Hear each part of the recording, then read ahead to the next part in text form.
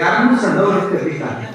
ಅದಕ್ಕಾಗಿ ಮನೆಯಲ್ಲಿ ಇರಲಿ, ಊರಲ್ಲೇ ಇರಲಿ, ಎಲ್ಲರೂ ಸಮನಾಗಿ ಕಾಣ್ತಕ್ಕಂಥ ಸಂಸ್ಕೃತಿ ಅದು ಶರಣ ಸಂಸ್ಕೃತಿ, ಅದು ಭಾರತೀಯ ಸಂಸ್ಕೃತಿ. ಎಲ್ಲರಿಗೂ ದೈವತ್ವವನ್ನು ಕಾಣು.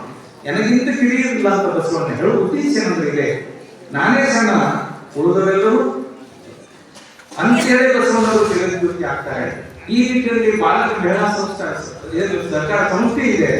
ಇದು ಒಂದು ಉದ್ದೇಶಕ್ಕಾಗಿ ನಾವು ಕೇಳಿದ್ರು ಹೇಳಿದ್ರು. ಈ ರೀತಿ ಉದ್ದೇಶ ಅಂತ ಕೇಳಿದಾಗ ಸ್ಪಷ್ಟವಾಗಿ ಹೇಳಿದ್ರು, ಏನೂ ಇಲ್ಲ, ಬರೀ ಸೇವೆ. ಮತ್ತೆ ಇದಕ್ಕೇನಾದ್ರೂ ಆರ್ಥಿಕ ವ್ಯವಸ್ಥೆ ಇದೆ ಅಂದ್ರೆ, ಮತ್ತೇನಾದ್ರೂ ಅದಕ್ಕೆ ದುಡ್ಡು ಬಿಟ್ಟು ಮಾಡಿದ್ರೆ ಹಣಕಾಸು ಏನು ಒಂದು ಜೀರೋ ಬ್ಯಾಲೆನ್ಸ್ ಅಂತ ಕೇಳಿದ್ರು. ಒಂದು ಪೈಸೆ ಇಲ್ಲದೆ ನಾವು ಸಮಾಜ ಸೇವೆ ಮಾಡ್ತೀವಿ ಅಂತ ಹೇಳಿದ್ರು. ಬಹುಶಃ ನನ್ನ ಆಯುಷ್ಯದಲ್ಲೇ ಜೀರೋ ಬ್ಯಾಲೆನ್ಸ್ ನಲ್ಲಿ ಶೂನ್ಯ ಬಂಡವಾಳದಿಂದ ಸೇವೆ ಮಾಡ್ತಕ್ಕಂಥ ಸಂಸ್ಥೆ ನೋಡಿದ್ರೆ ಇದೇ ಮೊದಲನೇ ಸಲ. ಎಲ್ಲಿ ನೋಡಿಲ್ಲ. ಹಣಕಾಸಿನ ಸಂಸ್ಥೆಗಳು ಬಹಳ ಅದಾವ.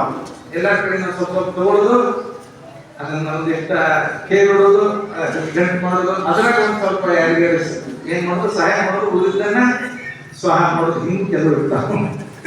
ಇದು ಹಾಗೇನಿಲ್ಲ, ಎಲ್ಲವೂ ಸಮಾಜ. ಬಟ್ ಶೂನ್ಯ ಬಂಡವಾಳದಿಂದ ಮಾಡ್ತಕ್ಕಂಥ ಈ ಸೇವಾ ಸಂಸ್ಥೆ ನಿಜಕ್ಕೂ ಆದರ್ಶವಾದ ಸಂಸ್ಥೆ ಅಂತ ನಾನು ಭಾವಿಸಿದ್ದೇನೆ. ಪುಣ್ಯಾತ್ಮರೇ, ಸೇವೆ ಅಂದಾಗ ನಮ್ಗೆ ನೆನಪಾಗ್ತಾರೆ ದೇಶ ಸೇವೆ ಮಾಡಿದಂತ. ನಿನ್ನೆ ಗಣರಾಜ್ಯೋತ್ಸವ 76 ಅತಿಥಿಸಿದೆ. ಎಂತ ಸೇವೆ ಮಾಡಿದವರು, ಪ್ರಾಣವನ್ನೇ ಬಲಿದಾನ ಕೊಟ್ಟು ದೇಶಕ್ಕೆ ಸ್ವಾತಂತ್ರ್ಯ ತಂದುಕೊಡು.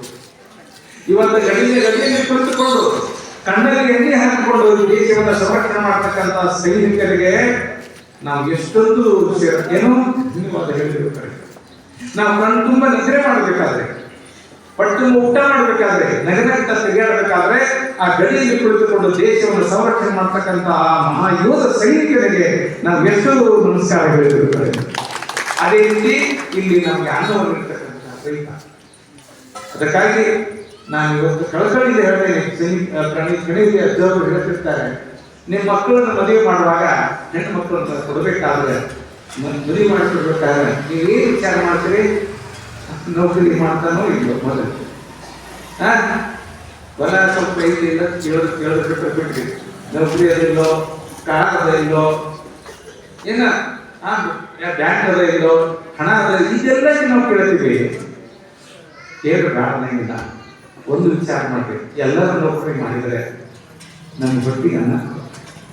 ಕನಿಷ್ಠ ರೈತರಾದರೂ ಸಹಿತ ತಮ್ಮ ಹೆಣ್ಣು ಮಕ್ಕಳಲ್ಲಿ, ಇಬ್ಬರು ಹೆಣ್ಣು ಮಕ್ಕಳಲ್ಲಿ ಒಬ್ಬರಾದ ಹೆಣ್ಣು ಮಕ್ಕಳನ್ನ ರೈತರಿಗೆ ಕೊಡುವಂತ.